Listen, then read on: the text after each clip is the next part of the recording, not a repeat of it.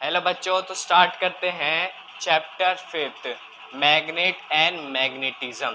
ठीक है, कौन सा चैप्टर स्टार्ट करते हैं? Magnet and magnetism. ठीक है, सो मैं आपका थोड़ा सा चैप्टर दिखाता हूँ। इसका नाम है मैग्नेटिज्म एंड मैटर। क्या नाम है? Magnetism and matter. Chapter fifth है और ये आपका यूनिट सी है। आपका यूनिट सी है, ठीक है ना? Unit C. Sir unit C का मतलब क्या है? देखो, अगर आप प्रदीप की बुक अगर करते हो या किसी भी की बुक करते हो तो उसमें यूनिट के थ्रू दिया जाता है। ऐसे ही आपका ये यूनिट थर्ड जो है ना, ठीक है, यूनिट थर्ड का आपका ये मैग्नेटिज्म एंड मैटर का सी पार्ट है। ठीक है, तो इसी को स्टार्ट करते हैं। ये क्या होता है, ठीक है ना? मैंने अपने यहाँ इसमें नोटबुक में सारे वो लिखे हुए हैं, ये क्या होता है। ठीक है, अब थोड़ा मैं जूम इन कर लेता हूँ, आपको क्लियर दिखाई दिए जिससे।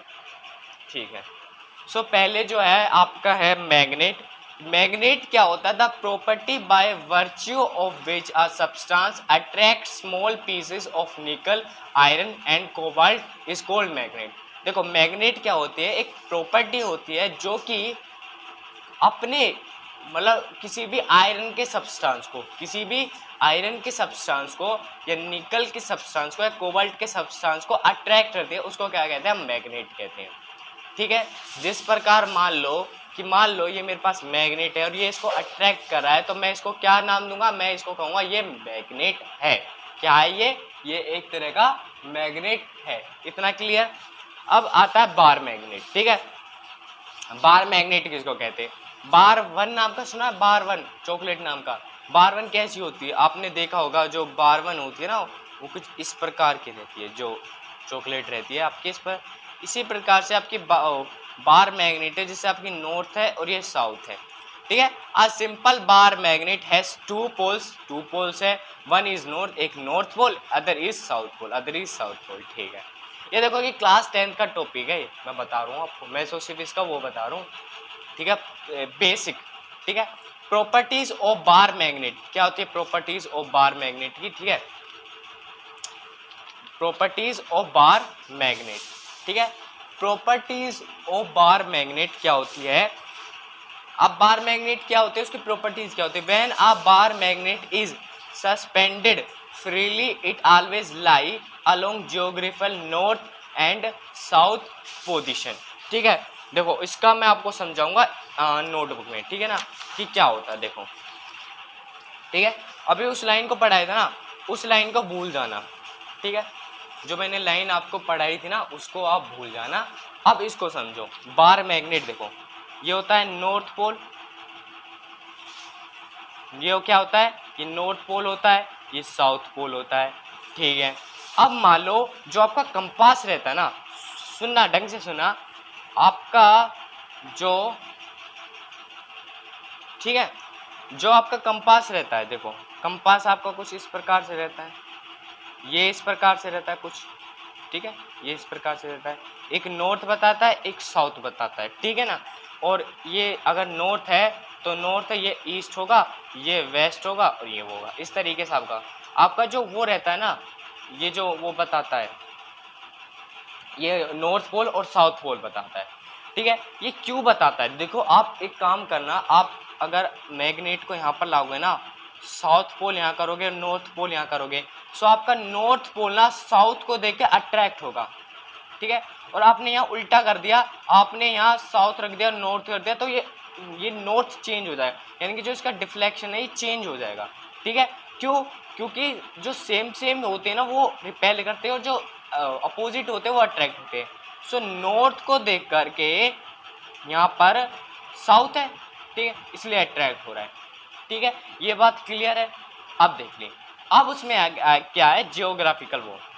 अब आप सोचते होंगे कि यार ये हमें डायरेक्शन क्यों बताता है। मैं आपको पहले ही बता दूं, जो हमारी अर्थ है ना, अर्थ इज अ मैग्नेट। हमारी अर्थ क्या है? एक मैग्नेट है। उसका डिस्कशन हम आगे करेंगे। क्या करेंगे? उसका डिस्कशन हम आगे करेंगे। ठीक है, हमारी एक अर्थ क्या है? एक मैग्नेट है जो नॉर्थ और साउथ पोल की तरफ है। ठीक है, अब बेसिकली आपको बता देता हूँ कि ये किस किस के फर्दर में वो होती है डिवाइड। अब देखो, मान लो सपोज करो आप यहाँ पर खड़े हो, मतलब यहाँ पर खड़े हो, आपने देखा कि मेरा जो इधर की तरफ डायरेक्शन है वो नॉर्थ पोल जा रहा है, ठीक है ना।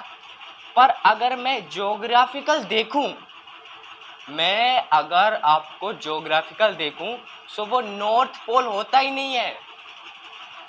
ये तुम खुद बताओ, अगर वो नॉर्थ पोल है और नॉर्थ पोल की डायरेक्शन को दिखा रहा है तो नॉर्थ और नॉर्थ रिपेल नहीं करेगा। मान लो सपोज करो ये आपका एरिया है, यहाँ पर आप खड़े हो, ठीक है, यहाँ आपने कंपास रखा, ये नॉर्थ है, ये ईस्ट है, ये वेस्ट है, ये साउथ है, यहाँ का आपका डायरेक्शन दिखा रहा है नॉर्थ का, पर ये असल में ये नॉर्थ होता ही नहीं है, ये साउथ होता है, और ये क्या होता है, ये नॉर्थ होता है, ठीक है, ठीक है।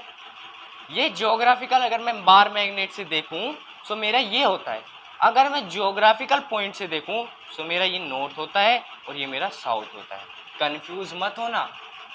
देखो तुम खुश होगा, अगर ये नॉर्थ की तरफ अट्रैक्ट कर रहा है सो नॉर्थ नॉर्थ रिपेल करेंगे, रिपेल करेंगे ना भाई। अगर ये नॉर्थ की तरफ कर रहा है और तुम सोच रहे हो कि नॉर्थ की तरफ है, अगर बार मैग्नेट से देखे, देखो बार मैग्नेट से देखे मतलब मैग्नेट के थ्रू देखे, बार मैग्नेट छोड़ो, मैग्नेट के थ्रू देखे सो ये नॉर्थ पोल होता ही नहीं है, ये साउथ पोल होता है। क्या होता है, ये साउथ पोल होता है। क्यों? क्योंकि नॉर्थ और नॉर्थ तो रिपेल करेंगे और नॉर्थ और साउथ अट्रैक्ट करेंगे, इसलिए तो ये साउथ की अगर मैं मैग्नेट से देखूँ, मैग्नेट से देखूँ तो मैग्नेट की तरफ ये साउथ है और ये क्या है, नॉर्थ है, ठीक है। अगर नॉर्थ इधर की तरफ अट्रैक्ट हो रहा है यानी कि वो साउथ। अगर मैं मैग्नेट से देखूं तो ये साउथ है, पर मैं ज्योग्राफिकल देखूं सो ये तो नॉर्थ की डायरेक्शन है, नॉर्थ की डायरेक्शन, ठीक है।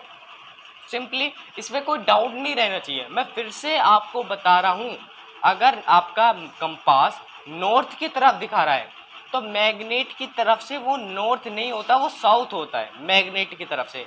क्योंकि अगर वो नॉर्थ होता तो नॉर्थ और नॉर्थ रिपेल करते, साउथ साउथ रिपेल करते, इसलिए मैग्नेट की तरफ से तो वो एस है और ज्योग्राफिकल की वजह से वो एन है।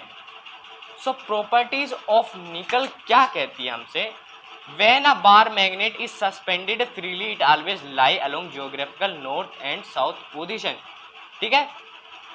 ये सस्पेंडेड होता फ्रीली इट ऑलवेज लाइज, ठीक है ना, along geographical north and south, यानी कि ये हमेशा आपको ज्योग्राफिकल नॉर्थ और साउथ पोजीशन दिखाएगी। बार मैग्नेट से तो आपकी अलग रहती है, ठीक है।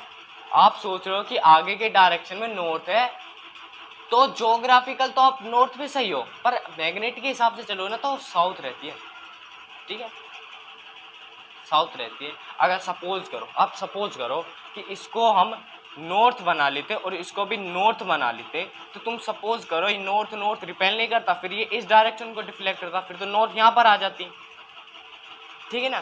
तो इस बात पर कंफ्यूज मत रहना, ठीक है ना। ये वही कही है कि ये ऑलवेज लाइज करेगा, यानी कि कहाँ पर रहेगा, ज्योग्राफिकल नॉर्थ और साउथ पोजीशन में ही ये सस्पेंड होगा। When a bar magnet, when a bar magnet is cut along transfer axis there is no effect on pole strength but dipole moment reduce it half, ठीक है। अब देखो dipole moment पता है क्या होता है, डाइपोल मोमेंट क्या होता है, आपने अगर मैं वैसे बात करूं इलेक्ट्रोस्टैटिक में तो क्या होता है, Q इंटू 2L होता है। अब इसमें आपका क्या आ जाएगा, अब आ जाएगा आपका मैग्नेट की स्ट्रेंथ आ जाएगी इंटू 2L आ जाएगी, ये होता है मैग्नेट। अगर मान लो ये यार बेसिक कंसेप्ट है आपका उसका, ये मान लो नॉर्थ है और ये मान लो साउथ है, इसको मैं कट कर देता हूँ, सो ये नॉर्थ और साउथ और ये नॉर्थ और साउथ हो गए। इनका जो कहते हैं ना cut along transfer axis there is no effect on pole, इनके पोल पर कोई इफेक्ट नहीं पड़ेगा, चाहे तुम कितने भी पीसेस कर लो, ये नॉर्थ और साउथ ही रहेंगे। ये आपका कंसेप्ट था आपका 10th का, और ये वाला कंसेप्ट है। पर डाइपोल मोमेंट क्या हो जाएगा, इसका हाफ हो जाएगा, यानी कि अगर मैं m इंटू 2, क्योंकि पहली बात तो पूरी लेंथ कितनी थी 2L थी, इसका हाफ हो जाएगा यानी कि 2, यानी कि m इंटू एल, यानी कि इस पर किस पर इफेक्ट करेगा, डाइपोल पर। किस पर इफेक्ट करेगा, डाइपोल पर, ठीक है। इतनी सी बात क्लियर है आपकी। Pole strength is maximum only at the poles of a magnet, ठीक है। पोल्स स्ट्रेंथ, यानी कि ये आपकी जो पोल्स है इस पे सबसे ज़्यादा आपकी स्ट्रेंथ होती है। वही क्या है, pole strength is maximum only at the poles of a magnet, उसके पोल्स पर सबसे ज़्यादा स्ट्रेंथ रहती है। मैग्नेट ये है, ठीक है। इसमें मैंने, हाँ ये मोनोपोल्स है, ये क्या है, मोनोपोल्स, ठीक है।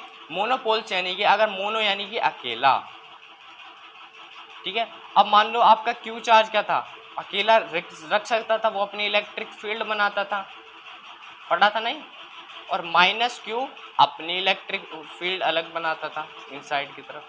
बट जो बार मैग्नेट रहती है हमेशा आपको अकेले में, अब कभी आपने देखा कि नॉर्थ अकेला है, खाली अकेला है, कभी नहीं पढ़ा होगा ना आपने, नॉर्थ और साउथ को एक साथ पढ़ा होगा। वही क्या है कि मोनोपोल्स यानी कि अकेले ही एक पोल एग्जिस्ट करते ही नहीं है।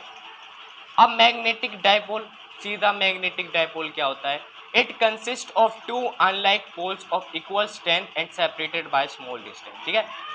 It consist of two unlike poles, यानी कि अनलाइक पोल्स है ये, पोल्स ऑफ इक्वल स्ट्रेंथ, इनकी जो स्ट्रेंथ है वो एक तो प्लस एम है, ठीक है, और दूसरे की माइनस एम है, ठीक है, और ये डिस्टेंस कितनी है 2l, ठीक है। अब आता है मैग्नेटिक डायपोल मोमेंट, ठीक है, नोट्स बनाते रहना साथ ही साथ, ठीक है। मैग्नेटिक डायपोल मोमेंट क्या होता है, जिसको हम कैपिटल M से डिनोट करते हैं, that is it is defined as the product of the length and either pole strength. ये क्या रहता है, it is defined as the product of the length, यानी कि प्रोडक्ट ऑफ द लेंथ यानी कि प्रोडक्ट ऑफ द लेंथ यानी कि 2l, और एन आइदर पोल स्ट्रेंथ यानी कि m, ठीक है। किस किस का मल्टीप्लाई होता है ये, अरे सिंपली यार आपने पढ़ा था ना उसमें q इंटू 2l रहता था, ठीक है, q इंटू 2l रहता था आपका। सो इसमें भी आपका m इंटू 2l है, m क्या है, स्ट्रेंथ है। अगर मैं ऐसा यूनिट की बात करूं सो ये m मीटर स्क्वायर होती है, ठीक है। अब कहोगे सर कैसे, ठीक है, तो देखो ये आगे हम पढ़ेंगे, इसको याद रख लो, ये हम आगे पढ़ेंगे। B equal to F upon M, force किसके इक्वल होती है, ये B क्या होता है, मैग्नेटिक फील्ड, M क्या होता है, स्ट्रेंथ, ठीक है। ये फॉर्मूला आगे हम पढ़ेंगे, ठीक है ना, बताऊंगा अब आपको। अब मान लो कि हमें क्या निकालना है, SI यूनिट निकालिए डायपोल मोमेंट की, ठीक है। अच्छा अब मुझे m इंटू 12 यानी कि मुझे किसकी वैल्यू निकालनी है अभी फिलहाल, m की, किसकी निकालनी है, m की। सो मैं m को यहाँ रख दूंगा, b को यहाँ रख दूंगा, f अपॉन b आ गया, ठीक है, आ गया f अपॉन b आ गया। अब f का क्या होता है, ये फॉर्मूला पढ़ा था ना, QVB पढ़ा था ना, QVB अपॉन में b है, ठीक है। सो ये b और ये b कैंसिल आ जाएगा, ठीक है। अब ये क्या आ जाएगा, QV और दोनों को मल्टीप्लाई कर देंगे t से, हमने ये अज्यूम करा है कि दोनों को मल्टीप्लाई कर देंगे t से, ठीक है। दोनों को मल्टीप्लाई कर देंगे तो q बाई टी क्या होता है, करंट, और वेलोसिटी इनटू टाइम क्या होता है, displacement, distance. So current into displacement यानी कि m मीटर, am आ गया, am और 2l क्या है, metre, so m metre square, कोई दिक्कत की बात नहीं है। It is a vector quantity है, so its direction is north to south, पता है आपको वेक्टर क्वांटिटी नॉर्थ से साउथ में जाती है, ठीक है ना। मैग्नेटिक फील्ड, अब बात करते हैं मैग्नेटिक फील्ड क्या होती है। जैसे आपने इलेक्ट्रिक फील्ड पढ़ा था ना, ऐसे ही होता है magnetic field, the space around the magnet up to which it can attract magnetic material. एक स्पेस होता है अराउंड मैग्नेट का जो कि किसी भी मैग्नेटिक मटेरियल को अट्रैक्ट करता है।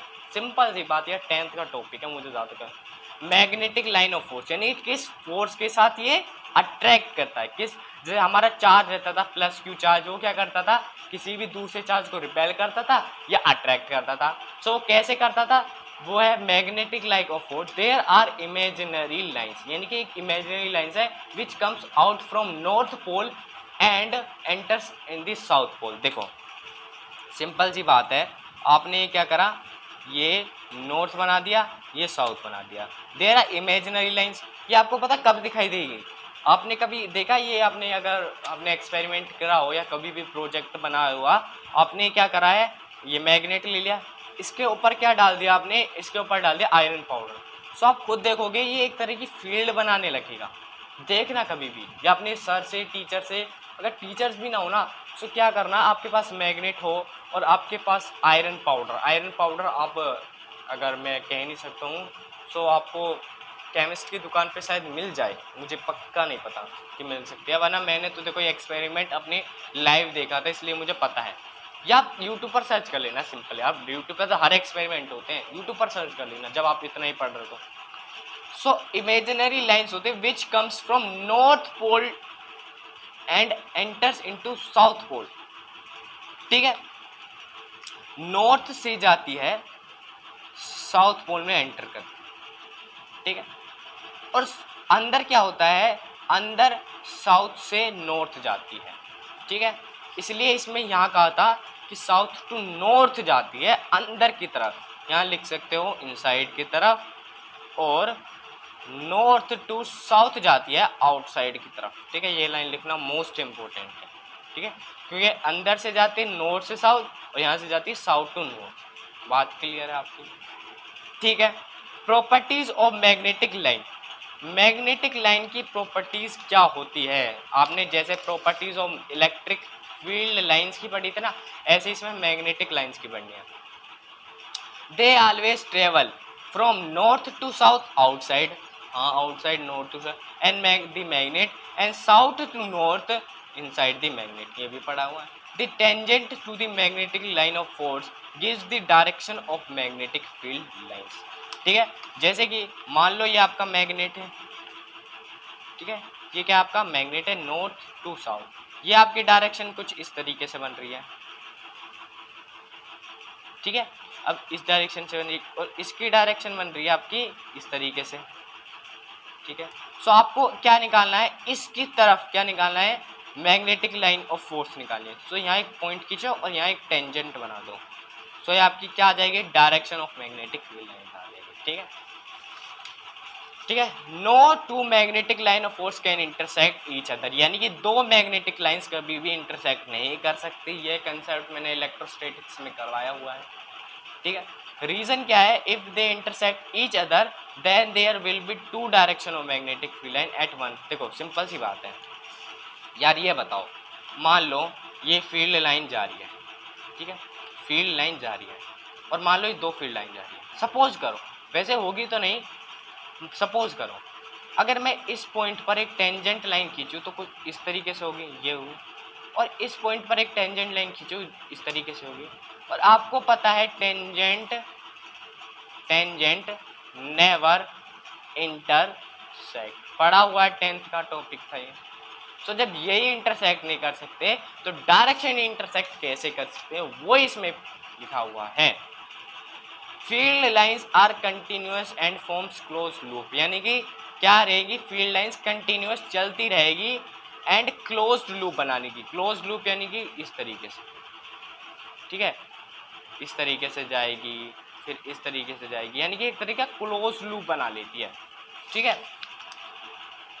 अच्छा, in this region of strong magnetic field the lines are very close to each other, whereas in the region of weak magnetic field the lines are apart from each other। देखो, in the region of strong magnetic field, अगर strong magnetic field के region में lines are very close to each other होती है, ठीक है, जहाँ पर आपकी strong magnetic field आती है, strong magnetic fields आती है, ठीक है, क्या आती है इसमें, स्ट्रॉन्ग मैग्नेटिक फील्ड लाइंस आती है, उसमें आपकी जो फील्ड लाइंस बनती है वो क्लोज रहती है, ठीक है, ये रहा very close to each other, ठीक है। Where is the region of weak magnetic field, जिसकी मैग्नेटिक फील्ड होती है, the lines apart from each other, यानी कि दूर दूर फैली रहती है। सपोज इसकी तरफ देखो, मैंने ये अगर मैग्नेट बना दिया है तो डायरेक्शन कुछ इस तरीके से चलेगी, इस तरीके से, इस तरीके से, इस तरीके से, इस तरीके से, इस तरीके। सबसे ज़्यादा मैग्नेटिक फील्ड किसकी तरफ रहेगी, सबसे ज़्यादा इसकी तरफ, और ये क्या बना रही है, क्लोज्ड बना रही है, स्ट्रॉन्ग मैग्नेटिक फील्ड तो है, क्लोज बना रही है, और दूर क्या रहेगी, वीक फोर्स रहेगी, तो क्या हो रहा है, अपार्ट फ्रॉम ईच अदर, यानी कि दूर दूर फैला हुआ है, ठीक है। अब स्टार्ट करते हैं कोलॉम लॉ ऑफ मैग्नेटोस्टैटिक जैसे कि हमने मान लो अगर एक मैग्नेट स्टैटिक यानी कि रेस्ट पर, मैग्नेट यानी कि मैग्नेट अगर कोई मैग्नेट रेस्ट पर हो तो उसकी क्या कोलॉम लॉ ने, देखो कोलॉम लॉ ने ना चार्ज अगर रेस्ट पर हो उस पर वो निकाली थी, मैग्नेट रेस्ट पर हो तो उस पर निकाली थी, इसलिए कहते हैं कोलॉम लॉ ऑफ मैग्नेटोस्टैटिक। ठीक है, अब क्या है कि ये नॉर्थ पोल है और ये साउथ पोल है सपोज करो, ठीक है, इसका प्लस एम है, इसका एम नोट है, ठीक है, एम नोट है, इसको माइनस मत लेना, ठीक है ना, ठीक है, फिर क्या है माइनस मत लेना, बस इतना समझ लो कि ये प्लस वन है, चलो ले लो आपकी मर्जी है, बट एम नोट से कंसीडर हो जाएगा एक तरीके से। एफ डायरेक्टली प्रोपोर्शनल टू तो एम नोट, एफ देखो सिंपल है कुछ नहीं है, पढ़ा हुआ आपने, एफ इज इनवर्सली प्रोपोर्शनल होता है आर का स्क्वायर, एफ इन दोनों का मिलाएंगे तो ये आपका बनेगा, एक के आपका कांस्टेंट होता है जिसकी वैल्यू म्यू नॉट अपॉन 4 पाई होती है, ठीक है, इक्वल टू 10 की पावर -7 होती है, सिंपल सी बात है। अब जिस प्रकार से हमने इलेक्ट्रिक फील्ड की वैल्यू निकाली थी, इलेक्ट्रिक फील्ड की वैल्यू क्या निकाली थी, इलेक्ट्रिक फील्ड की वैल्यू क्यू ही निकाली थी, सॉरी इलेक्ट्रिक फील्ड इंटेंसिटी की वैल्यू क्या निकाली थी, क्यू ही निकाली थी, याद करो। ऐसे ही आपका मैग्नेटिक फील्ड इंटेंसिटी है B equal to F upon M naught, ठीक है, एम नोट, सो आपका एफ क्या आ जाएगा, एम बी आ जाएगा, एक फोर्स बन गया, मैंने कहा था ना आगे पढ़ाऊंगा। सो इनके फोर्स के जो अट्रैक्शन रहता है ना वो एम बी रहता है, क्या रहता है, एम बी रहता है, वैसे फोर्स तो ये लगेगी but F equal to M B याद रखना, ठीक है, एम बी याद रखना, ये होता है magnetic field intensity, B equal to F upon M naught ले लो या एम ले लो और ये एफ की फोर्स क्या हो जाएगी, एम बी हो जाएगी, ठीक है। ये जो था ना गाइस बेसिक्स था, इसमें मुझे ज़्यादा कुछ करने की ज़रूरत नहीं थी। अगला जो आएगा ना magnetic field intensity due to dipole on axial line, equatorial point, torque, ये गाइस सब कुछ आपने करा हुआ है, सब कुछ, ठीक है ना, और ज़्यादा मिनट नहीं लगेंगे इसकी वीडियो बनाने के, तुरंत मैं इसकी वो आपको इसका कंसेप्ट क्लियर करवा दूंगा, ठीक है। अभी तक इतना ही पढ़ो और आगे करवाता हूँ मैं आपका किसका, मैं आपको करवाता हूँ मैग्नेटिक फील्ड इंटेंसिटी वाला, ठीक है ना, अभी तक फिलहाल इतना ही।